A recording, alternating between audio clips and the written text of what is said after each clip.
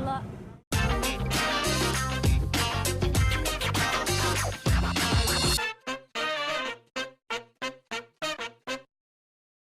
Kemarin mendadak viral di timeline saya kerumunan driver online yang berburu BTS meal dari restoran fast food McDonald.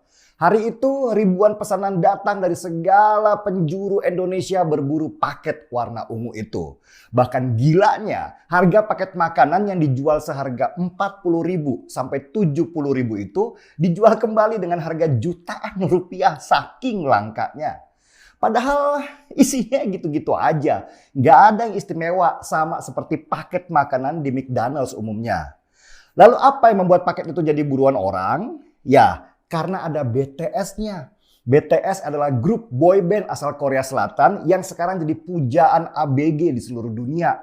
Mirip The Beatles dari Inggris di tahun 1960-an dan mirip New Kids on the Block di tahun 1980-an. Di seluruh dunia terbentuk yang namanya BTS Army yang siap membeli apa saja yang dikeluarkan oleh grup itu. Mulai lagunya, stiker, sampai mungkin celana dalamnya ya. Dikasih logo BTS langsung diserbu ABG dengan histeris sampai nangis-nangis. Saya sih nggak tertarik ya dengan BTS itu. Ya karena itu seleranya ABG, bukan selera bapak-bapak. Tapi saya tertarik dengan apa yang terjadi sehingga BTS dan Korea Selatan jadi begitu mendunia. Oke, seruput kopi dulu biar kita bisa belajar dari mereka. Semua berawal dari krisis finansial sekitar tahun 97-98. Korea Selatan terkena dampak keras dari krisis itu sehingga terpaksa harus meminjam uang dari IMF sebesar hampir 1.500 triliun rupiah nilai mata uang sekarang. Itu hutang yang sangat besar dan terpaksa dilakukan pemerintah Korsel demi menjaga ekonomi negaranya. Dan pada masa itu pengangguran di sana ada di mana-mana. Indonesia juga krisis dan berhutang kepada IMF dengan nilai yang hampir sama pada waktu itu dan berakhir dengan kejatuhan Soeharto. Tetapi bedanya dengan pemerintah Korea Selatan, mereka itu pintar. Mereka tahu mereka punya potensi sumber daya yang bisa mereka jual ke seluruh dunia untuk membayar hutang-hutangnya. Korea Selatan adalah gudangnya brand ternama, mulai Samsung, LG, Hyundai, dan banyak lagi. Cuman merek-merek ini kalah bersaing dengan Jepang di pemasaran dunia. Tetapi mereka punya strategi yang sangat jitu supaya dunia bisa mengenal produk-produk dari Korea Selatan. Dan strategi global yang mereka mainkan adalah strategi budaya.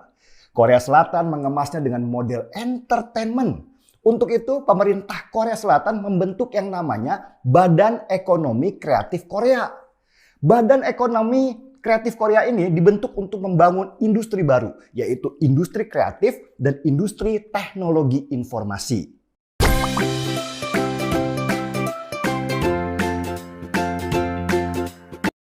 Dari hutang hampir 1.500 triliun rupiah itu, pemerintah Korea Selatan lewat Badan Ekonomi Kreatif Korea menginvestasikan uang hampir 50 triliun rupiah untuk pengembangan musik, film, dan industri kreatif di negaranya. Mereka juga menyuntikkan modal, subsidi, sampai pengurangan pajak khusus untuk industri ini yang mereka namakan Korean Pop atau kita kenal dengan nama K-pop. Dari sini lahirlah boyband dan girl band yang dikenal para ABG mulai BTS, Seventeen, EXO, sampai Blackpink. Itu baru musik aja ya, belum drakor yang disenangi oleh para emak-emak. Industri ini benar-benar dikawal oleh pemerintah Korsel lewat Badan Ekonomi Kreatif mereka dan diekspor ke banyak negara lewat saluran internet. Sampai akhirnya terjadilah demam Korea atau disebut dengan Korean Wave. Orang di seluruh dunia mulai mengenal Korea Selatan dari musik, film, dan segala bentuk entertain mereka. Lalu apa gunanya sih Korean Wave ini? Disinilah jeniusnya. Ketika orang di seluruh dunia sudah mengenal Korea Selatan dengan entertainmentnya, akhirnya mereka familiar juga dengan brand-brand produksi Korea Selatan seperti Samsung, Hyundai, dan lain-lain. Semakin besar permintaan produk elektronik dan mobil dari negara lain, industri Korea Selatan pun bangkit. Tenaga kerja mereka terserap dan mereka bisa membayar hutangnya yang besar itu. Dan pada titik ini Jepang mengakui kalau mereka kalah strategi dengan Korea Selatan dalam menguasai perdagangan dunia. Perhatikan, pemerintah Korea Selatan begitu fokus menggarap industri kreatif mereka sebagai bagian dari marketing industri manufaktur mereka. Industri kreatif mereka menjadi leader dalam memimpin pertumbuhan ekonomi Korea Selatan yang dari terpuruk karena krisis finansial menjadi yang tertinggi nomor 29 dari 50 negara dengan pertumbuhan ekonomi terbaik dunia. Oh ya, mau tahu pendapatan BTS? Pendapatan mereka total sudah mencapai 1,5 triliun rupiah. Dari kerjasama dengan McDonald's saja, BTS punya pendapatan 120 miliar rupiah. Nah, sekarang kita coba ke Indonesia. Apa sih yang bisa kita pelajari dari Korea Selatan untuk Indonesia? Tahun 2015, Jokowi pernah membentuk yang namanya Badan Ekonomi Kreatif dengan mencontoh Korea Selatan. Pimpinannya waktu itu Triawan Munaf. Triawan Munaf punya tugas untuk memetakan industri kreatif di Indonesia dan membangun infrastruktur kreatif di sini, mulai film, musik, dan konten-konten lainnya. Tapi sayangnya masih setengah-setengah dan terkesan jalan sendiri sehingga hasilnya pun belum maksimal.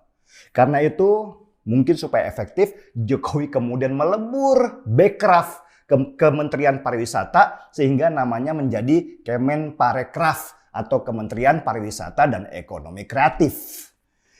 Di sini yang saya heran, ngapain kok Badan Ekonomi Kreatif kita atau Bekraf dilebur ke Kementerian Pariwisata? Ini langkah yang malah blunder menurut saya. Seharusnya Bekraf itu dijadikan kementerian sendiri, misalnya Kementerian Digital karena tugasnya yang sangat strategis. Kalau dilebur ke Kementerian Pariwisata, malah Bekraf jadi nggak fleksibel membangun grand strategi dan pelaksanaannya. Apalagi kemudian sekarang Sandiaga Uno lah yang menjadi menterinya. Makin hancur Bekraf. Wong dia oke aja nggak jalan. Tahu apa Sandiaga Uno tentang industri? Dia itu investor, bukan pelaku industri. Di sini jujur saya tidak paham pikiran presiden dan saya mengkritiknya karena bongkar pasang yang dilakukan Jokowi malah mematikan agenda besar dari industri kreatif itu sendiri. Jadi jangan bermimpi industri kreatif kita akan sebesar Korea Selatan kalau mainnya setengah-setengah. Industri kreatif ini adalah industri masa depan, apalagi kita sudah memasuki era internet 5G. Bayangkan, internet 5G itu anggap saja adalah jalan tol besar kita di udara. Tapi kita malah jadi korbannya. Jalan tol boleh besar, tapi yang jualan adalah orang-orang asing. Mulai Facebook, YouTube, Shopee, dan segala macamnya. Kita ya cuma jadi konsumen saja. Diperas duitnya untuk belanja dan uangnya lari ke negara lain. Yang bahaya lagi adalah perusahaan-perusahaan asing itu terus memantau dan mengolah semua kebiasaan kita lewat cara belanja kita. Dan akibatnya seperti yang kemarin dilakukan salah satu e-commerce asing, lewat permainan data mereka memantau barang apa yang kita suka beli. Kemudian mereka memproduksinya di Cina dan menjualnya ke kita dengan harga yang jauh lebih murah. Akibatnya apa? Industri kecil kita kelak akan mati dan kita akan tergantung dari produksi luar.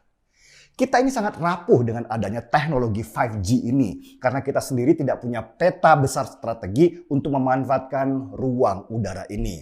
Bekrafnya mandul karena Sandiaga Uno, Menteri Ekonomi Kreatifnya, lebih suka jalan-jalan keliling Indonesia untuk mengisi Instagramnya tanpa punya kemampuan untuk eksekusi program-program kreatif.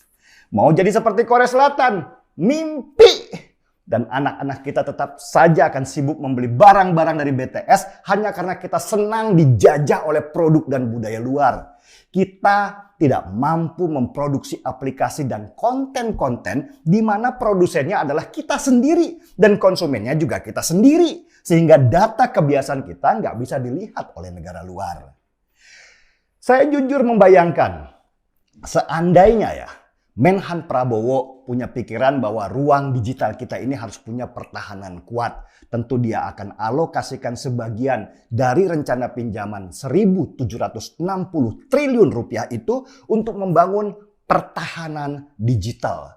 Karena buat apa sih tank-tank besar? Buat apa banyak pesawat tempur kalau sekarang eranya adalah era perang digital? Cara berpikir kita masih sangat ketinggalan. Pahit memang, tapi itulah kenyataan. Entahlah, sesudah dijajah Korea Selatan dengan BTS-nya, kelak kita akan dijajah oleh Malaysia dengan produksi kreatifnya. Dan kita tetap hanya akan menjadi pembeli di negeri kita sendiri tanpa pernah berpikir bagaimana bisa menjadi tuan rumahnya. Seruput dulu kopinya.